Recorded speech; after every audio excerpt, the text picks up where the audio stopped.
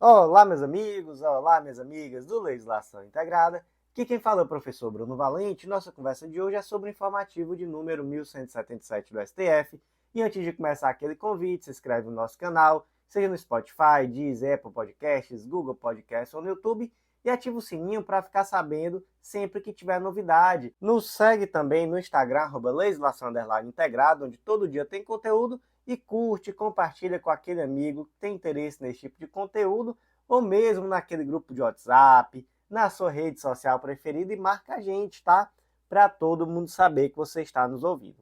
Nos avalia também com 5 estrelas no Spotify, porque ajuda demais. E como o informativo de hoje é curtíssimo, já vou fazer aqui também o meu jabá. Acesse legislaçãointegrada.com.br e vem conhecer o Clube da Lei, que vai ser um grande diferencial nos teus estudos, eu tenho certeza. Um material atualizadíssimo, completíssimo de lei seca e jurisprudência, atualizado toda semana por esses mesmos informativos que eu comento com você em formato de áudio, por um valor super acessível. Então vem fazer parte, que eu te aguardo, e vem conhecer a Editora Integrada, vem publicar com a gente, você vai ver que é mais fácil do que você imagina e vai ser um baita diferencial em uma futura prova de títulos. Então, sem mais delongas, vamos para o único julgado do dia informativo, do jeito que a gente gosta, curtinho. Um único julgado, e um julgado importante, um tanto quanto complexo. Então vamos aqui nos deliciar nesse único julgado desse informativo de hoje. Ele foi inserido no Código de Processo Civil e é uma tese fixada na questão de ordem na ação rescisória 2876 do DF, e a tese ficou da seguinte forma: o parágrafo 15 do artigo 525 e o parágrafo 8º do artigo 535 do Código de Processo Civil devem ser interpretados conforme a Constituição, com efeito ex nunc, no seguinte sentido: com a declaração da inconstitucionalidade incidental do parágrafo 14 do artigo 525 e do parágrafo 7º do artigo 535. Então aqui são 3 pontos. Ponto 1.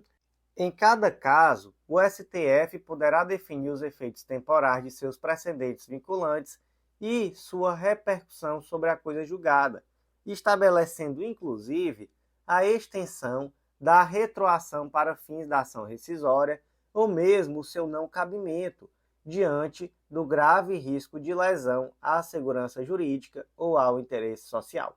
2.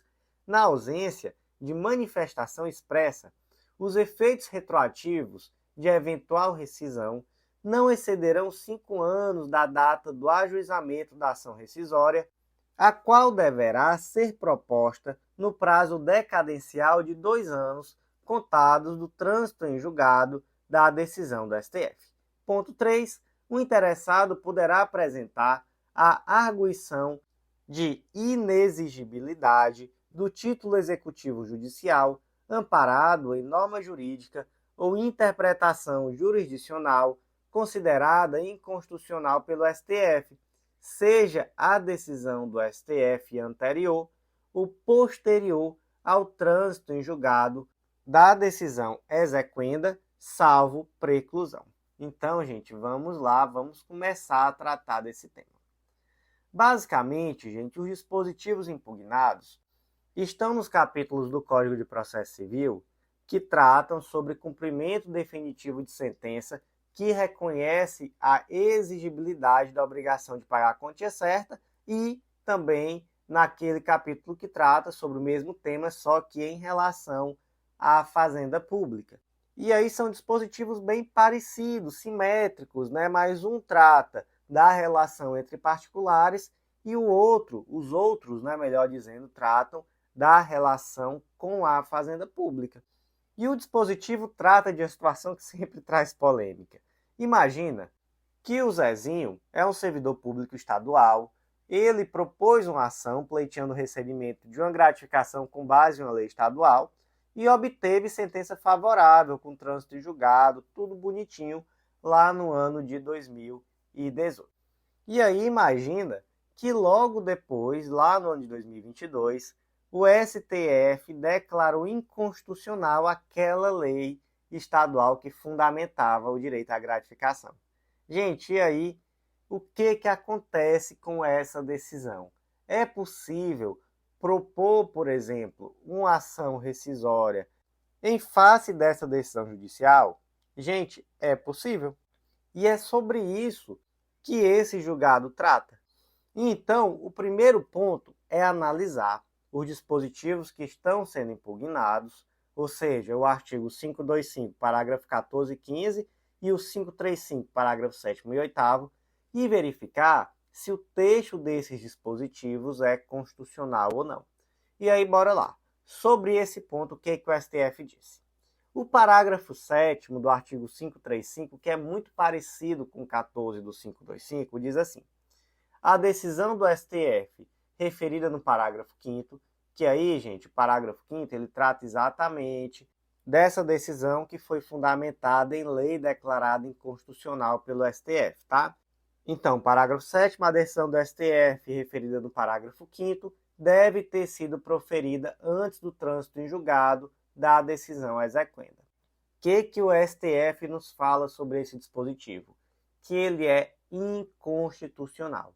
Então, o STF decidiu que não importa o momento em que essa lei foi julgada inconstitucional, tanto faz se foi julgada inconstitucional antes ou depois do trânsito em julgado da sentença que se busca a rescisão, tanto faz se a lei que fundamenta foi julgada inconstitucional, vai ser possível a rescisão. Então, esse parágrafo 7º é inconstitucional, beleza, gente? Então, o primeiro ponto do julgado é esse.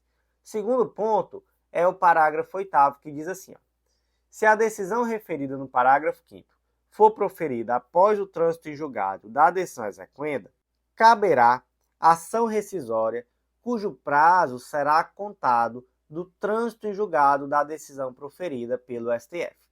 E aqui nós tivemos uma interpretação conforme a Constituição.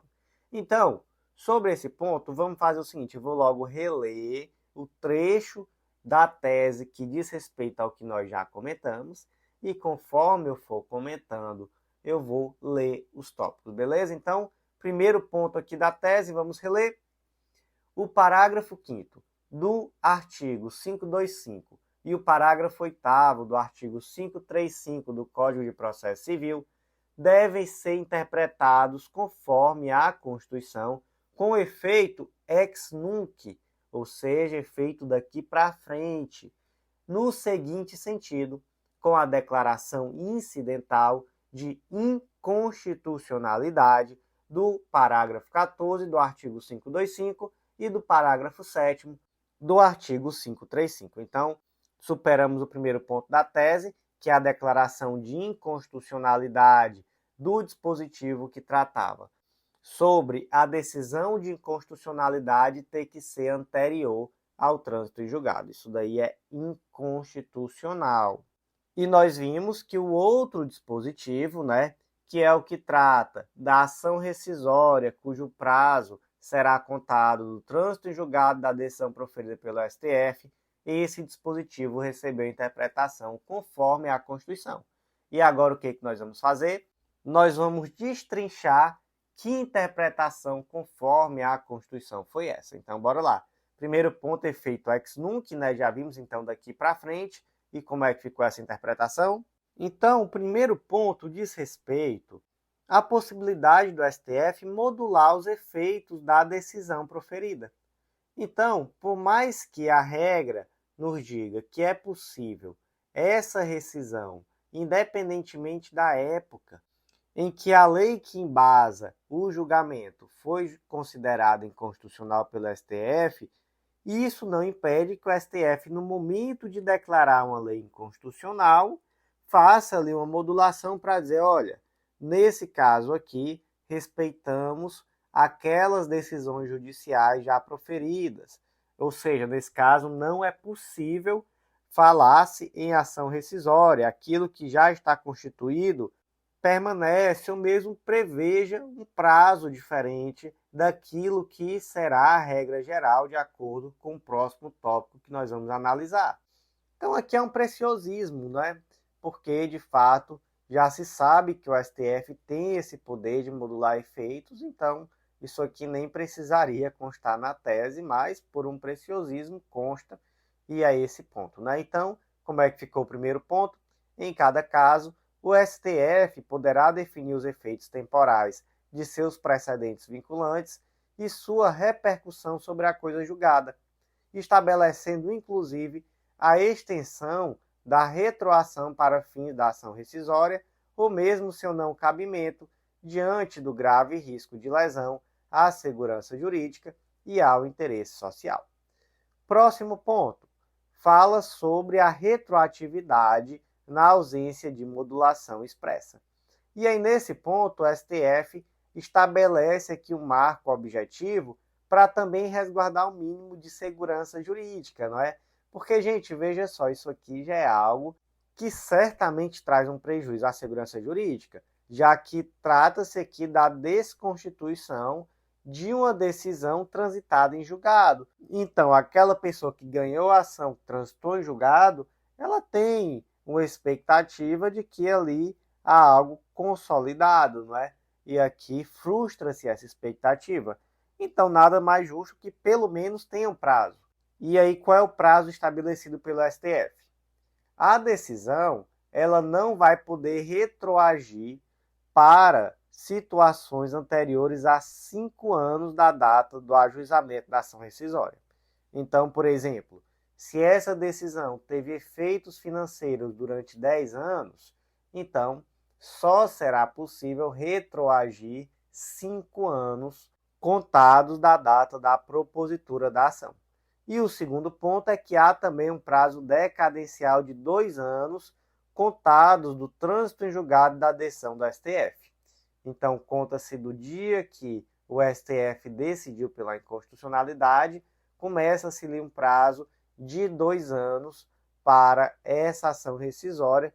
Então, passou esses 2 anos, já não é mais possível falar em rescisão. Então, ponto 2, na ausência de manifestação expressa, os efeitos retroativos de eventual rescisão não excederão 5 anos da data do ajuizamento da ação rescisória, a qual deverá ser proposta no prazo decadencial de 2 anos, contados do trânsito em julgado da decisão do STF.